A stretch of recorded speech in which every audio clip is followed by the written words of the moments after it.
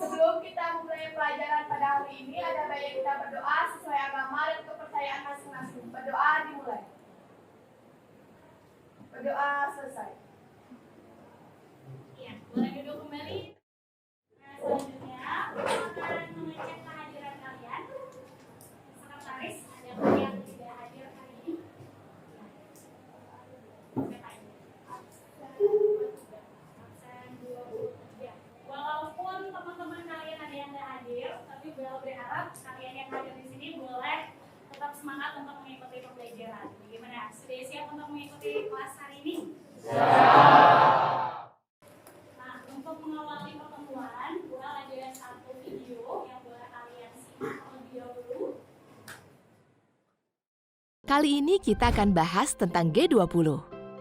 Kita bahas G20 karena tahun 2022 ini Indonesia menjadi tuan rumah konferensi tingkat tinggi G20 2021. Apa itu G20? G20 atau Group of 20 merupakan salah satu forum multilateral strategis yang diikuti oleh Indonesia. Pada presidensi 2022, tema yang diusung oleh Indonesia adalah Recover Together, Recover Stronger. Setelah menyaksikan video tersebut, sekarang kita akan masuk kepada tantangan yang kedua. Itu adalah berupa pertanyaan. Nah, jadi pertanyaannya adalah, setelah anak-anak menonton video tersebut, bagaimana pendapat kalian tentang pelaksanaan G20 khususnya di Indonesia? Bagaimana? Ya, silakan. Pertama-tama pasti karena habis COVID-19, jadi perekonomian di Indonesia kan lagi recovery ini. Habis itu pasti akan membantu semua orang yang ada di Indonesia memberikan bahwa Indonesia itu aman untuk turis datang kembali. Indonesia juga menjadi suatu kebanggaan di antara negara-negara ASEAN yang bisa menjadi tuan rumah untuk G20 itu sendiri. Terima kasih, kita boleh berikan apresiasi. Coba Bu Al mau dengar satu lagi pendapat. Ya, silakan, Darani. Ya, boleh. Jadi pendapat saya tentang pelaksanaan G20 di Indonesia ini dalam bidang dilihat dalam bidang pendidikan. Kemungkinan bakal ada masalah. Misalnya beasiswa yang nggak ada kuota, jadinya susah belajar. Terus beasiswa yang nggak bisa belajar otodidak, juga siswa jadi lebih malas mungkin ya karena udah kayak keenan di rumah. Jadi, ya, banyak ya. Terima kasih, Rani. Setelah menonton video tentang pelaksanaan G20, menurut pandanganmu,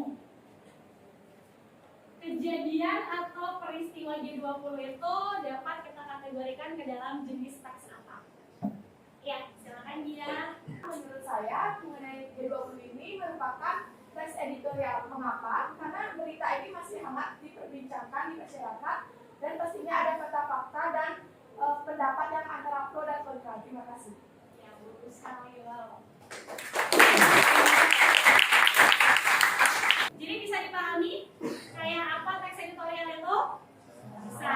Oke, bagus sekali. Selanjutnya ada tujuan pembelajaran yang ibu dan juga anak-anak ingin capai bersama dalam pembelajaran hari ini.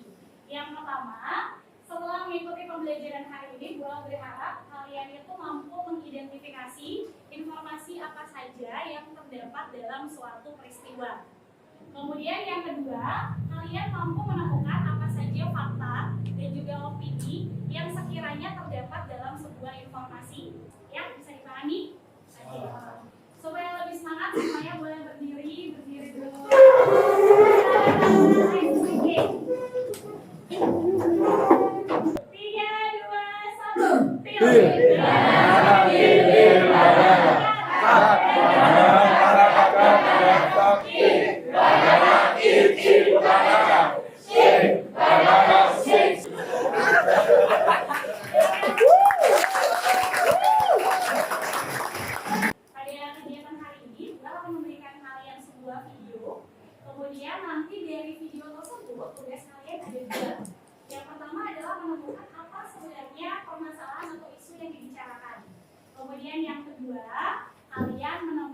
3, 3 kalimat fakta dan 3 kalimat opini di dalamnya.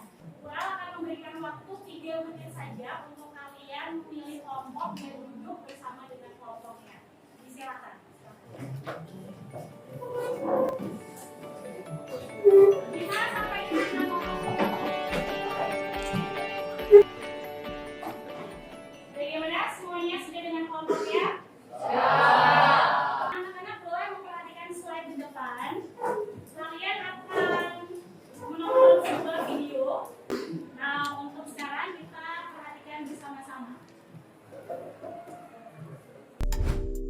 resesi.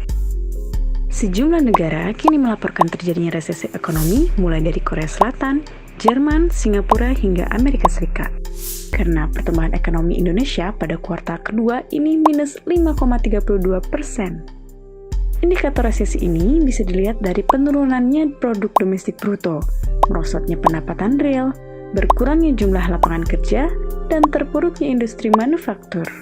Dan kita sebagai masyarakat haruslah waspada dengan menjaga alokasi keuangan kita dengan baik agar terhindar dari efek-efek buruk resesi ekonomi.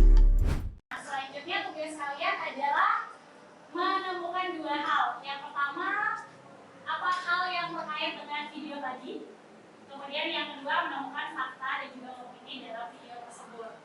Sebagai gambaran bagaimana sistem kerjanya, kalian bisa lihat pada nama PD. Di situ sudah ada linknya kalau kalian mau mengulang. Tetapi kita akan menggunakan Jamboard untuk jawaban kelompok kalian. Bisa dipahami ya?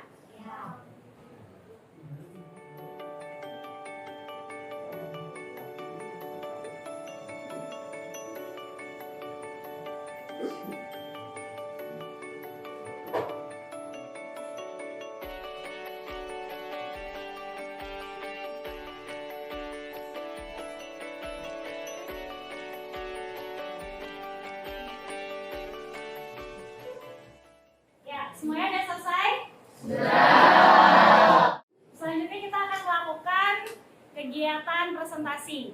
Siapa yang mau menampilkan hasil kerja yang pertama? Jadi silakan untuk kelompok 1 mempresentasikan hasilnya. Om Swastiastu. Selamat pagi teman-teman dan ibu guru. Kami dari kelompok 1 akan mempresentasikan hasil diskusi kami mengenai video yang berkaitan dengan resesi. Yang pertama yaitu membahas tentang dampak adanya COVID-19 yang mengakibatkan penghentian kegiatan perekonomian yang berujung pada resesi ekonomi. Suatu negara dapat dikatakan mengalami resesi apabila suatu negara tersebut mengalami kontraksi dalam 2 kuartal berlanjut secara kurun-temurun tahunan. Kemudian yang ketiga ada bahaya resesi jika terjadi di suatu negara adalah berkurangnya daya beli masyarakat. Baiklah, untuk materi selanjutnya kita akan membahas tentang fakta yang terdapat dalam video. Sejumlah negara kini melaporkan terjadinya resesi ekonomi dimulai dari Korea Selatan, Jerman, Singapura, dan Amerika Serikat. Mengapa saya bisa katakan pada kalimat tersebut berisi fakta? Karena pada kalimat tersebut berisi kini melaporkan terjadinya, di mana berarti kejadian itu sudah terjadi dan juga menunjukkan tempat terjadinya pada fakta tersebut. Yang ketiga, ada resesi yang terjadi saat ini di berbagai belahan dunia diakibatkan oleh adanya virus corona yang sempat menghentikan aktivitas ekonomi, di mana penghentian aktivitas ini mengakibatkan ekonomi di suatu negara menjadi lemah. Kenapa bisa dikatakan fakta? Karena di sana tertulis terjadi saat ini, dibagi dan diakibatkan oleh adanya virus corona. Yang karena virus corona sudah terjadi.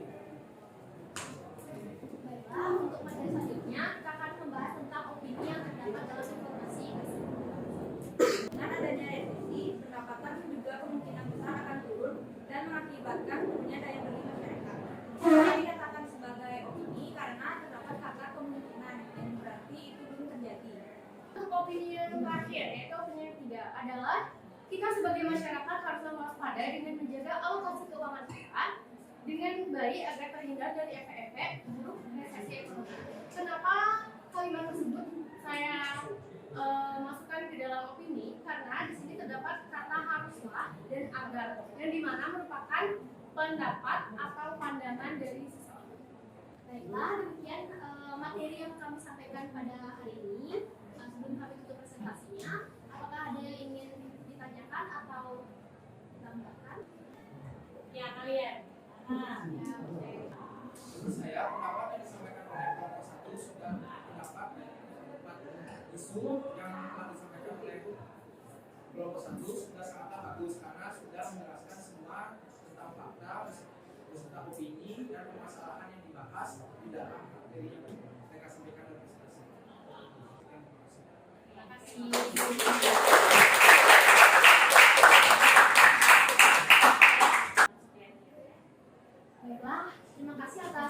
sekiannya teman-teman.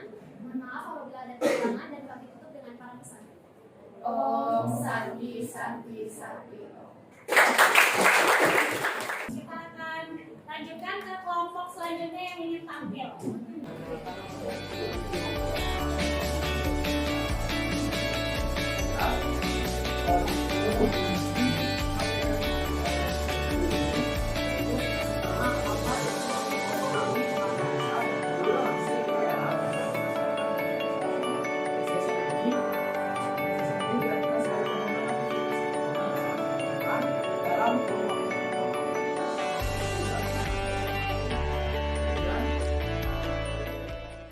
Sekarang Bu El akan memberikan kesempatan siapa di antara anak-anak yang mau menyimpulkan apa saja pembelajaran yang sudah kita lakukan hari ini. Silakan. Menurut saya kesimpulan dari pelajaran hari ini itu yang pertama, kita dapat mengetahui apa perbedaan fakta dan opini. Kita juga dapat mengetahui suatu isu masalah, melatih mental kita untuk berani speak up, untuk lebih berbicara di depan publik gitu. Karena kalau kita takut untuk berbicara dan selalu memendam itu, rasa penyesalan itu pasti ada. Seperti kenapa tadi nggak berbicara gini, kenapa tadi nggak berpendapat begini. Dan karena itu berbicaralah selagi itu sopan santun, menyuarakan isi hati itu tidak apa-apa walaupun berbeda pendapat, karena tidak semua orang itu pendapatnya sama. Sekian, terima kasih.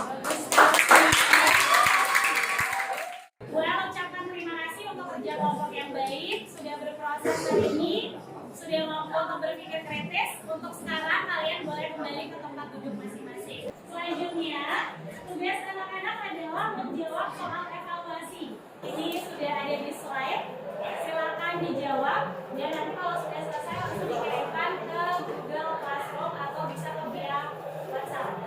Bu El kasih waktu hanya 5 menit untuk mengerjakan.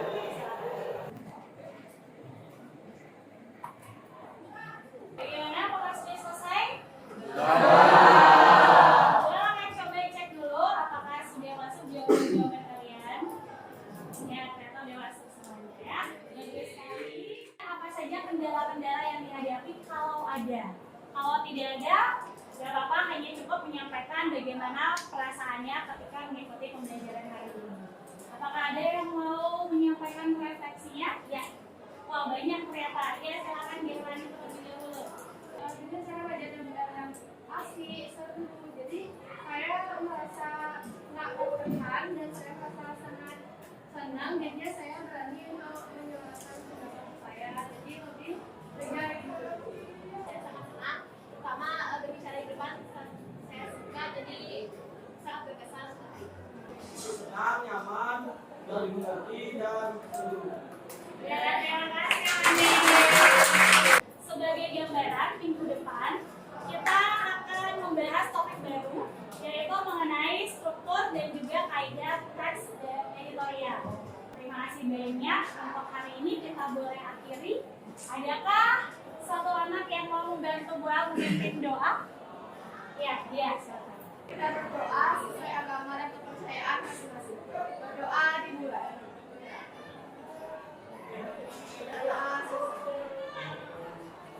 Para Santi. Om Santi.